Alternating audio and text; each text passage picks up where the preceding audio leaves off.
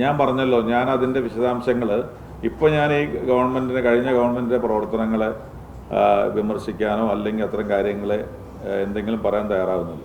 പക്ഷേ അതുമായി ബന്ധപ്പെട്ട ഒരുപാട് വിശദാംശങ്ങൾ എടുക്കാനുണ്ട്. ആ വിശദാംശങ്ങൾ ഗവൺമെൻറ് പരിശോധിച്ചുകൊണ്ടിരിക്കുകയാണ്. പരിശോധിച്ച് കഴിഞ്ഞാൽ അതിലുള്ള എല്ലാ കാര്യങ്ങളും നിങ്ങളോട് പറയും.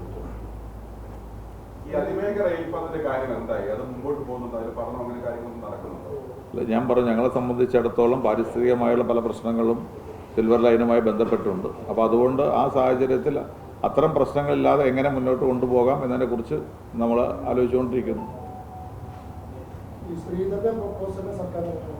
അല്ല, ഞാൻ പറയും, ഇതിനകത്ത് പൊതുവായിട്ട് അതിലൊരു തീരുമാനമെടുത്തില്ല. എല്ലാ വിഭാഗം ആളുകളുമായി ഇതുമായി ബന്ധപ്പെട്ട വൈദഗ്ധ്യമുള്ളവർ ആരൊക്കെയാണോ അവരോടൊക്കെ സംസാരിച്ചുകൊണ്ട് നമുക്ക് ഒരു തീരുമാനം എടുക്കുക എന്നുള്ളതാണ് ഗവൺമെൻറ് കരുതുന്നത്. അതിനുള്ള ശ്രമങ്ങളും നടപടിക്രമങ്ങളാണ് ഇപ്പോൾ നടക്കുന്നത്.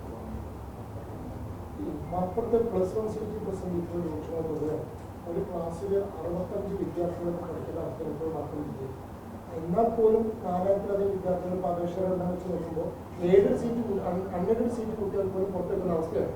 കാരണമായി ഇതിനൊക്കെ വലിയ സമരങ്ങളൊക്കെ നടത്തിയിരുന്നു. പക്ഷേ ഇതുവരെ ഒരു പര്യാപ്തത്തിന് മാറ്റം കൊണ്ടുവരാൻ കഴിഞ്ഞിട്ടില്ല. വിദ്യാഭ്യാസ മന്ത്രി വളരെ വ്യക്തമായി പറഞ്ഞിട്ടുണ്ടല്ലോ. ഞങ്ങളുടെ 3ാമത്തെ ക്യാബിനറ്റിൽ തന്നെ ഞങ്ങൾ അതിനകത്ത് വ്യക്തമായി സൂചിപ്പിച്ച ഹയർ സെക്കൻഡറി ക്ലാസ്സുകളിൽ അഡ്മിഷൻ ലഭിക്കാത്ത സാഹചര്യം കുട്ടികൾക്ക് ഉണ്ടാവരുത്.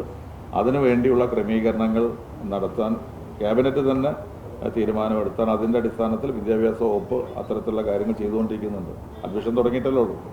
അപ്പോൾ അതുമായി ബന്ധപ്പെട്ട് പരമാവധി സീറ്റുകൾ നൽകും. ആ ഒരു സാഹചര്യം ഒഴിവാക്കുന്നതിന് വേണ്ടി കുട്ടികൾക്ക് സീറ്റുകൾ കിട്ടിയില്ല എന്ന് പറയുന്ന ഒരു സാഹചര്യം ഉണ്ടാവില്ല ഇത്തവണ എന്നാണ് ഞങ്ങൾ പ്രതീക്ഷിക്കുന്നത്.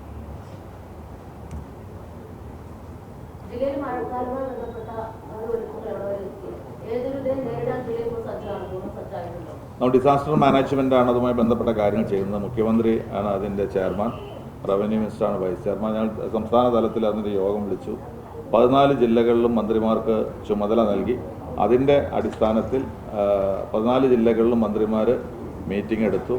ആ മീറ്റിങ്ങിൻ്റെ ഭാഗമായിട്ട് നടക്കേണ്ട കാര്യങ്ങൾ ഏത് രീതിയിലുള്ള പ്രയാസങ്ങളുണ്ടായാലും അതിനെ നേരിടുന്നതിന് വേണ്ടിയുള്ള മുന്നൊരുക്കം നമ്മൾ നടത്തിയിട്ടുണ്ട്.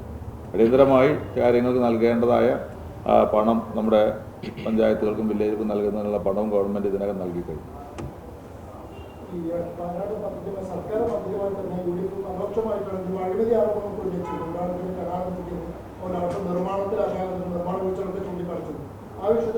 ഞാൻ പറഞ്ഞതിനകത്തുണ്ടല്ലോ, ഞാനിപ്പോൾ അതിനകത്ത് മുൻവിധിയോടുകൂടി ഒന്നും പറയുന്നില്ല. അതിൻ്റെ മുഴുവൻ കാര്യങ്ങളും പരിശോധിച്ചുകൊണ്ടിരിക്കുകയാണ്. അതിനുശേഷം അത്തരം കാര്യങ്ങളെക്കുറിച്ച് പറയാം.